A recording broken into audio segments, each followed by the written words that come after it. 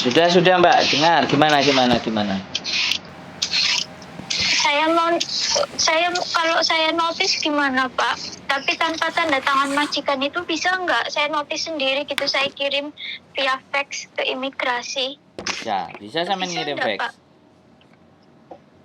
Sampean ngirim fax bisa? Bisa di 7-Eleven kan? Oh ya sudah, kalau sampean bisa, formnya juga sudah dapat. Formnya udah dapat dari Facebook, dari organisasi buruh. Oh, boleh. Bisa. Kalau mau ngefax. Sudah yakin? Notice, cabut. Terus? Cabut lah, Pak. Cabut udah nggak sampai. Semalam aja aku selesai jam 1:30. Oh. Nggak dikasih makan malam. Terus enggak gini. Udah berapa hari? Sebentar. Sampean enggak telepon ke labor dulu menceritakan sesuatu yang sampean alami? Belum Pak, aku belum telepon. Emang bisa telepon ke labor? Bisa dong. Bisa Mbak telepon ke labor. Labor itu memihak siapa? Karena aku nelpon agent lebih memihak majikan. Yo, kalau labor ya ada di tengah Mbak. Labor ada di tengah. Pak? Kalau labor ada di tengah. Halo? Iya, saya mendengarkan Pak. Apa sama organisasi nggak dikasih tahu nomornya labor sampean? Ada di buku tapi saya belum pernah nyoba. Itu bener nggak nomornya? Iya benar, di buku. Yang baru datang. Oh iya, boleh. Di buku itu ada nomornya Hotline Reporting Breach and Employment Ordinance 28152200 atau Enquiry Hotline 27171771. Boleh, sampean coba. Halo? Nggak, mirong mendengarkan. Sampean libur hari biasa apa hari Minggu? Hari Minggu. Oh, kalau sampean libur hari biasa lebih enak karena labornya buka. Semuanya diceritakan. Nanti labor kirim surat ke majikan. Kan kayak gitu. Perlakuannya jam berapa kayak gitu kan. Nah, tapi nek sampean sudah merasa bahwa perjuangannya mentok, perjuangannya sudah nggak harus dilanjutkan, ya sudah gitu loh. Halo? Saya kalah mental.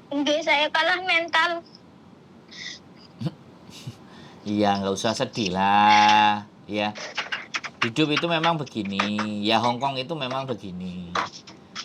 Hari ini boleh kan kalah, tapi besok kan nggak boleh kalah. Halo? Nggih, Pak. Dalam. Maaf kalau agak putus-putus. Sampean dengar saya ngomong nggak? Dengar. Dengar gimana Pak? Berarti sampean sudah mau memutuskan ya? Tidak ada cara lain, tidak ada jalan lain, tidak lapor ke labor, enggak ya, wes selesai ya berarti. Belum Pak.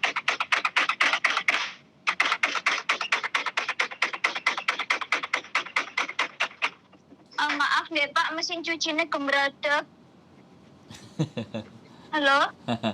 Iya. Mesin cuci. Saya sempat bingung, saya harus minta apa, ngomong ke siapa kayak gitu. Duh, kan? Karena tak kira agent yang bawa saya juga ternyata cuma mundur. Pada akhirnya ya saya tetap ambil keputusan kayak gini.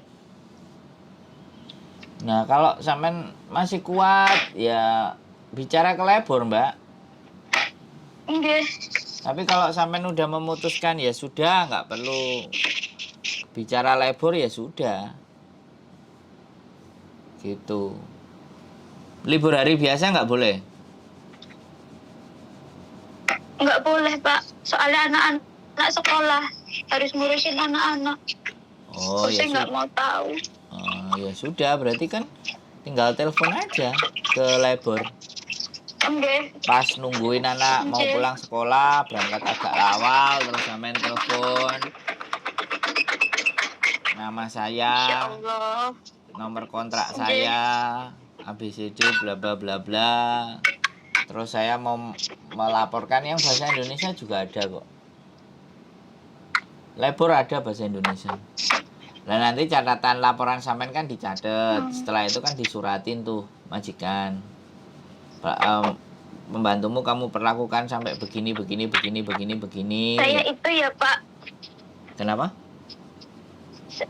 Saya itu ya kalau mau lapor yang kayak gitu udah takut duluan. Nanti dia dapat surat terus saya makin diunyel-unyel, makin nggak bisa istirahat, makin nggak bisa makan kayak gitu.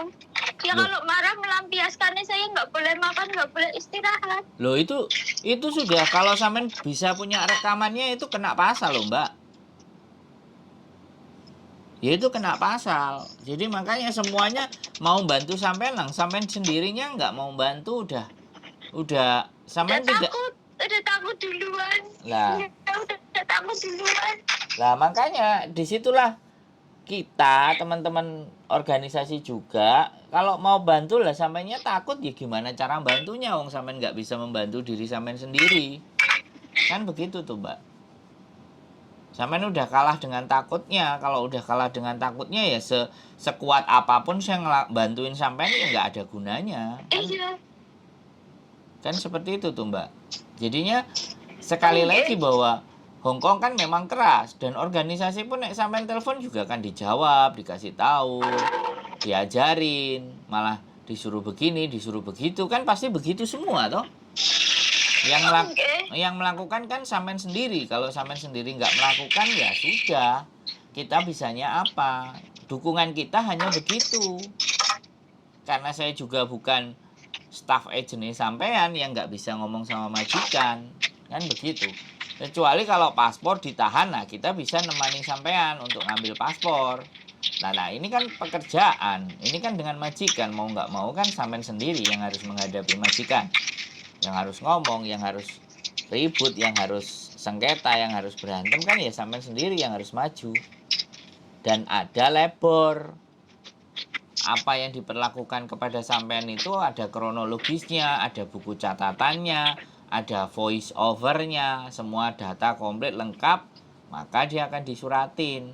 Resikonya ketika sampean disuratin ya sampean diinterminate. Itu resikonya. Nah, sampean semakin diunyel-unyel ya bantah aja terus. Kalau dia mulai banting-banting sesuatu, telepon polisi. Kalau sudah membahayakan, telepon polisi, polisi datang. Itu satu pembelajaran buat dia.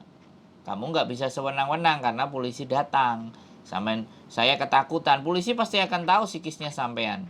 Wong ngomong aja gemetaran, terus mau nangis, polisi pasti tahu. Dengan kondisi yang tertekan kayak gitu, sampean bisa ngomong, saya sudah tidak berani tinggal di sini, takut ya sampean akan dibantu sama polisi, diamankan sama polisi, dikembalikan ke KJRI. Halo? Bapak tahu nggak? Paspor saya kan sekarang ditahan karena kemarin kan waktu bulan Maret itu dia tahu masalah saya di rumah. Suami saya pergi sama perempuan. Jadinya saya minta tolong ibu saya untuk datang ke tempat anak saya.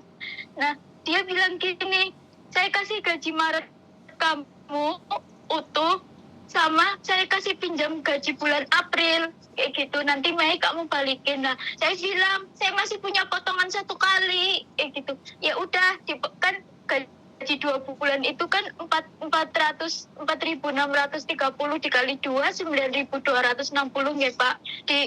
Dia cuma ngasih saya 6.260, yang 3.000 itu kan untuk agent potongan agent. Dia belum kasih ke saya, dia kasih cash 6.260. Saya suruh tanda tangan apa saya dipegang dia. Itu gaji bulan Maret plus 1.200 dari gaji pinjaman bulan April. Sedangkan yang 3.000 itu karena dia marah, hari berikut kirimkan ke agent. Pada akhirnya saya kena denda agent bulan ini gitu. Tapi paspor saya masih sama dia. Saya nggak tahu nanti di tanggal 7 besok ini dikembalikan atau enggak paspor saya. Itu juga saya takut. Saya bodoh banget mau aja, udah tahu sifatnya nggak baik, saya ditolong gitu mau aja kayak gitu, karena saya mikir suami saya udah nggak tahu kemana, anak-anak saya sendiri nggak ada yang jagain, anak gadis saya, jadinya saya minta tolong ibu saya gitu. Lah kalau agent motong itu juga harus kita perkarakan, Mbak. Oh, nggih, Pak. Nggih, Pak. Halo? Halo. Halo, nggih, Pak. Pripun, Pak? Jadi sampean kan harus sampean itu harus nuntut, agent itu nggak boleh motong. Potongan agent Indonesia yang 4 bulan itu loh, Pak. Saya kerja datang ke Loh lah Hongkong 4 iya. bulan. Lah iya. Itu kan otomatis kan, itu kan tidak boleh. Bisa dipahami nggak sampean? Saya nggak paham, saya sih tahu saya datang ke sini saya potongan tiap bulan 3.000 Wah. 4 bulan. Nah kemarin potongan tinggal 1 kali, harusnya Maret itu selesai, tapi dia bilang saya mau baik sama kamu, saya mau bantuin kamu kayak gini caranya, ternyata malah jadi masalah lagi buat saya. Paspor saya ditahan, ternyata agent nggak dibayar potongannya, saya malah kena denda $100 nantinya. Terus dia bilang lagi WA ke saya, suruh aja ibu kamu balik lagi ke rumah adik kamu, gak usah jagain anak kayak kamu. Bener-bener perasaan iya Tuhan kayak gitu, Pak. Gak tahu harus kayak gimana lagi. Harusnya hutang dengan PT sudah selesai, malah enggak selesai, malah jadi nambah kayak gini. Saya bodoh banget, mau aja percaya sama omongannya dia. Bodohnya saya. Duh, sekarang persoalannya bukan masalah bodoh dan tidak. Sekarang permasalahannya ini mau diurus apa enggak. Kan itu permasalahannya. Saman mau ngurus enggak? Saman berani melawan enggak? Harusnya besok kalau saya tanggal 7 gajian, paspor itu dikembalikan. Kita malam melawan. Saya nggak mau masak jam 12:30 saya bilang saya nggak mau masak. Ini pekerjaan besok, kalau saya masak sekarang saya nggak bisa istirahat, saya nggak bisa bangun jam 6. Nggak mau tahu, pokoknya harus masak. Akhirnya saya masak gitu. Kunci kamar saya dikunci, saya nggak bisa ambil HP untuk menghubungi siapapun. Akhirnya saya masak selesai jam 1:30. Saya baru bisa tidur jam 2. Karena saya harus mandi bersih-bersih.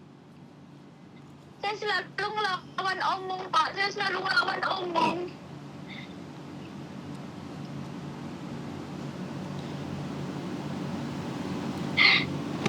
Halo? Enggak, Pak. Dia ngancam saya, kamu tunggu aja 2 bulan mau saya ganti pembantu baru. Saya bilang, saya nggak ngejawab gimana, tapi dalam hati saya bilang mau diganti ya monggo diganti kayak gitu. Tapi kenapa saya dibeginikan terus? Saya wadul ke agent sabar, kau masih kuat enggak, dijalanin dulu aja, selalunya bilang kayak gitu.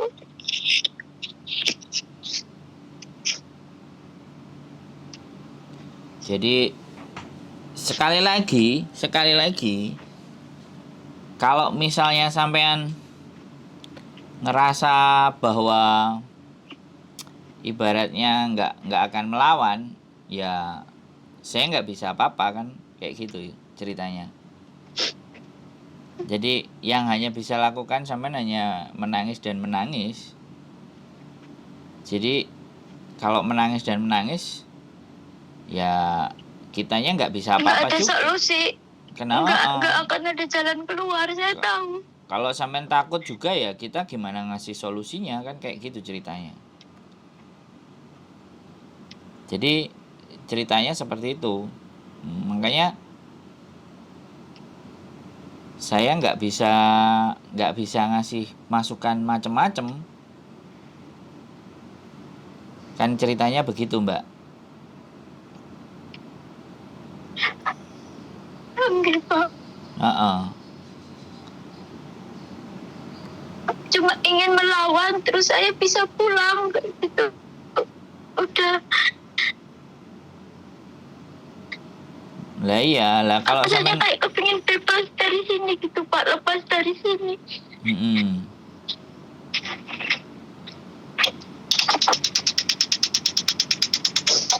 Terus akunya harus kayak gimana? Kan kayak gitu tuh ceritanya.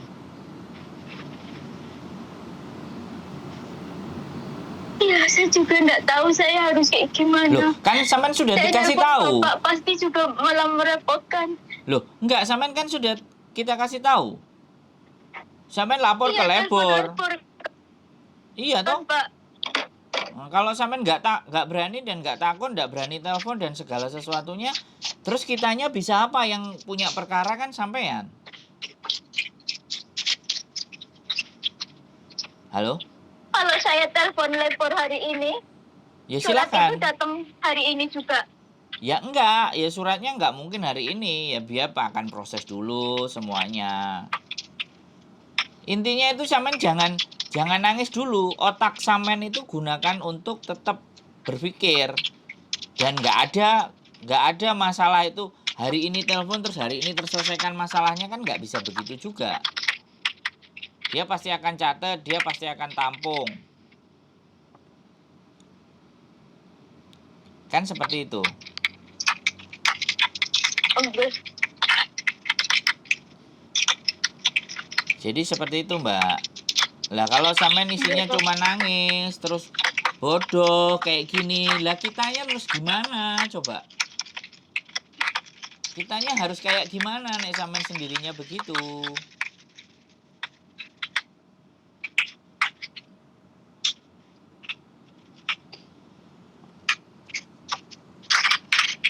Gitu Mbak ceritanya. Oke Pak.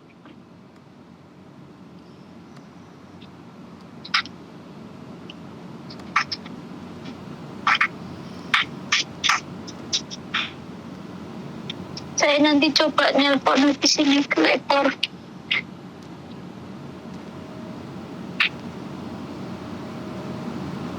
Coba. Halo Pak. Ya, halo. Ya, ditelepon, dicoba. Yang bisa memperjuangkan diri sampean itu ya diri sampean sendiri.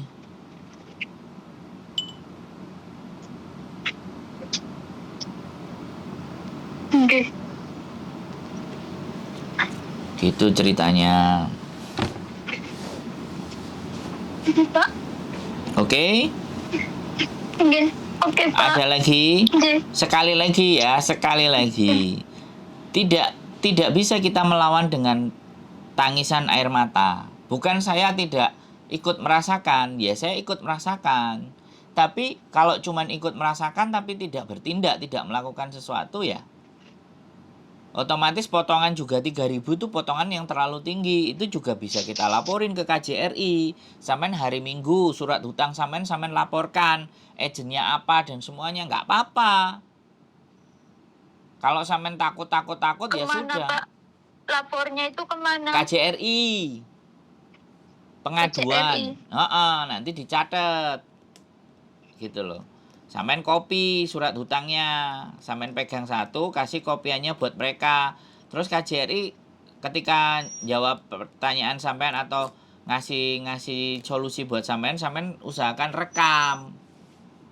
Jadi kita berjuang. Jadi siapa tahu nanti KJRI semuanya disuruh ngelunasin dulu. Setelah ngelunasin dulu, dia kasih rekod PT-nya apa, nanti ada uang pengembalian. Kan lumayan kalau bisa dikembalikan.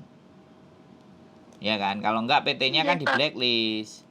Jadi itu juga sampean berjuang enggak cuma buat diri sampean sendiri. Kalau sampean rekam nanti sampean ceritakan ke saya, sampean berjuang juga buat orang lain, ngasih tahu cara buat orang lain kayak gitu loh. Bisa dipahami enggak? Halo, Mbak. Bisa. Bisa Pak. Sekarang coba cuci muka semuanya, ambil nafas. Bahwa masa depan sampean ya perjuangannya dari diri sampean. Dengan berbagai macam masalah kayak gini gitu loh. Nah kita kan bantu. Bantunya ngasih semangat, ngasih tahu caranya, jalannya. Segala sesuatunya ya sampean tetap jalan sendiri. Karena kan libur memang hari Minggu. Kalau KJRI kan hari Minggu ya buka, boleh. Banyak kok teman-teman yang pengaduan potongannya sudah melebihi dari standar, ya dilaporkan, ya ditulis, ya dicatat ke KJRI. Halo, Mbak? Nggih, Kan siapa lagi tahu dimireng nanti. makan, Pak. Lagi Nanti siapa didengerin. nanti siapa tahu sekali lagi kalau KJRI-nya benar, sampean ada rekamannya menyerahkan itu semuanya, sampean ada laporannya, ya nanti udah selesai kita urus ke PT. Terus ternyata sampean ditelepon, Mbak ada pengembalian, oh berarti KJRI benar. Tapi kalau misalnya sudah ditunggu berapa lama, ternyata uang itu nggak kembali, kita viralkan kan bisa. Kan kayak gitu loh, kita Oke, Pak. ceritakan. Dan itu kan pengalaman sampean pribadi, dan sampean ada bukti percakapan merekanya ngomong apa. Nah kalau labor ya jelas dia akan suratin, sampean punya data semuanya ABCD lengkap. Sampean ngomong ke labor, kalau sampean ada WhatsApp, saya bisa kirim bagaimana makan saya, bagaimana saya selesai kerja, semuanya. Nah siap-siap kalau majikannya mencak-mencak dan semuanya kan tidak ada masalah. Sampean sudah menceritakan labor case-nya ke labor, menceritakan. Sudah tercatat, pengaduan sampean itu sudah dicatat sama mereka. Gitu loh. Nah mau nggak mau, lah nanti kalau mau berjuang lagi kan pulang lagi. Hongkong kan memang begitu toh Mbak. Nggak apa-apa ya, dipokcoy ya nggak apa-apa, dipokcoy aja, yang biasa orang Hongkong. Tapi kalau dia udah mulai main tangan, mau banting-banting sesuatu, polisi yang maju Mbak, telepon polisi 999 gitu aja. Dia mau melukai saya, otomatis sampai nek cerita karo polisi ambek nangis-nangis kayak gitu kan, polisinya sudah bisa baca gitu, bahwa sampean posisi dan keadaan tertekan gitu. Bisa dipahami nggak? Bisa. Ya sudah, itu sampean pikirkan ulang. Jadi saya nggak mau ikut berlarut-larut, tapi saya harus mengeluarkan sampean untuk tidak di zona ketakutan gitu loh. Kalau sampean zonanya ketakutan 90%, jelas sampean nggak bisa ngapa-ngapain. Tapi kalau zona ketakutannya bisa direndahkan lagi, 30%, sampean 70%-nya pakai logika. Lah di saat logika sampean jalan, maka persoalan itu pelan-pelan akan terurai. Persoalan itu akan pelan-pelan akan terselesaikan. Karena persoalan tidak selesai itu karena takut, khawatir, ya kan. Terus kitanya males, ya kan. Ya, sampean kan hopeless. Nah, sampean sudah habis harapan. Nah, itu masalah tidak akan terselesaikan. Semangatnya udah habis. Nah, sampean sekali lagi saya bilang, Gusti Allah itu sudah mengizinkan sampean menginjakkan kaki sampean di Hongkong. Bisa dipahami. Dari ribuan orang yang pingin ke Hongkong, sampean salah satunya yang nyampe di Hongkong.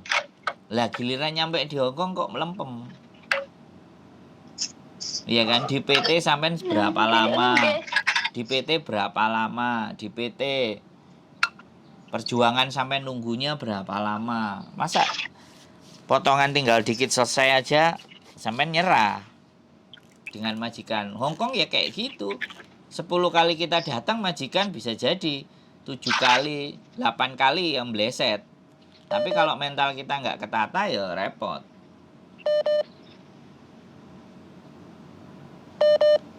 Bisa dipahami nggak? Bisa Pak. Bisa.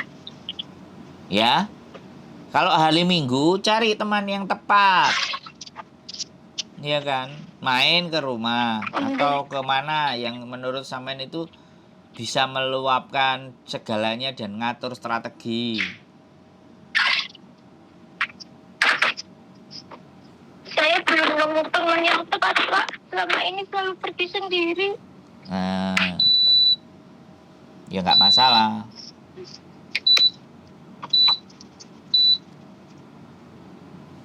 Jadi kayaknya nggak pernah punya solusi karena apa-apa sendirian gitu, nggak ada temen. Nah, dan nyari temennya yang bener juga.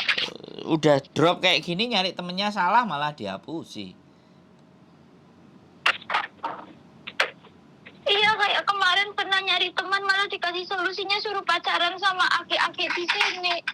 Loh, siapa itu yang nyuruh? Saya langsung ketakutan. Kok makin aneh? Iya, itu temannya teman saya. Dia ex Hongkong 13 tahun, ketemu di PT dulu. Terus dia bilang, libur sama saya aja, kayak gitu. Sekali, 2 kali belum tahu saya. Lah barang udah ketiga kalinya dia ngenalin ini. Dia bilangnya kakangku nang kene, bilang kayak gitu. Terus oh iya dikenalin, terus minggu berikutnya bilang katanya dia suka sama kamu. Kamu kok lagi bermasalah sama suamimu, sama dia aja, nanti gajimu utuh. Kamu libur di sini makan apa segala macem terjamin. Waduh. Kebutuhan anakmu dari duit kamu kerja kayak gitu. Terus saya mundur, saya nggak mau bertemu lagi. Istimewa juga ya. Di luar sana ya. Iya. Kayak gitu, ngomongnya kayak gitu ke saya. Ya memang selama beberapa kali ketemu pergi bertiga itu ya memang kalau makan dibayarin memang Pak. Itu mendekati hari raya Imlek. Sampai setelah Imlek, habis itu terus saya nggak mau ketemu lagi. Lah menurut sampean tua apa muda apa gimana? Ya sekitar umur 50-55 lah Pak. Ya anaknya udah dewasa kok. Ngomongnya anaknya juga udah dewasa.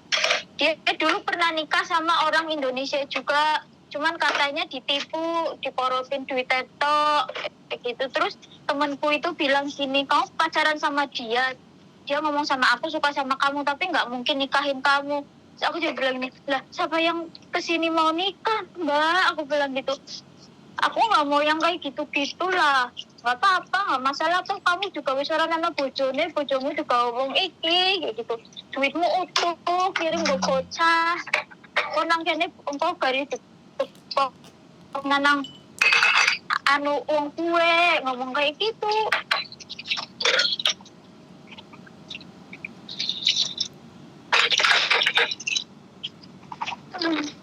Tolong. Terus habis itu saya nggak mau ketemu lagi. Saya kalau diajakin ketemu saya bilang saya nggak libur atau saya mau ketemu. Saya mau ke agent atau ke apa kayak gitu.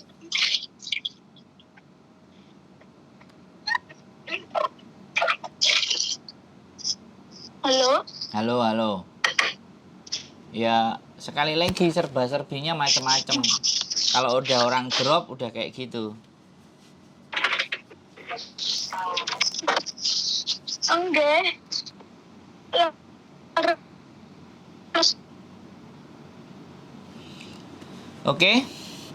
Ya, sekali lagi tarik nafas. ingin nyari teman ujung-ujungnya Ya. kayak gitu. Ya dolene sampean karo wong sing gak jelas, nek dolene ambek aku kan jelas. Nek aku mbleset, aku kan nang sosial media enek, menungsane enek. Iso digoleki. Omahku iso diparani. Ya kembali lagi lah sama sampean, Mbak. Apapun ceritanya, sampean sudah nyampe di Hongkong, sampean sudah berjuang, tinggal melanjutkan perjuangan, ngono. Jadi seperti itu. Ya. Sekali lagi, wong sampean telepon aku ya tak angkat, WA ya tak jawab. Tak telepon balik, ya. Nggih. Ya. Oke. Nggih, Pak. Oke. Yang jelas rasa takutnya 20-30%, beraninya 70%. Dah.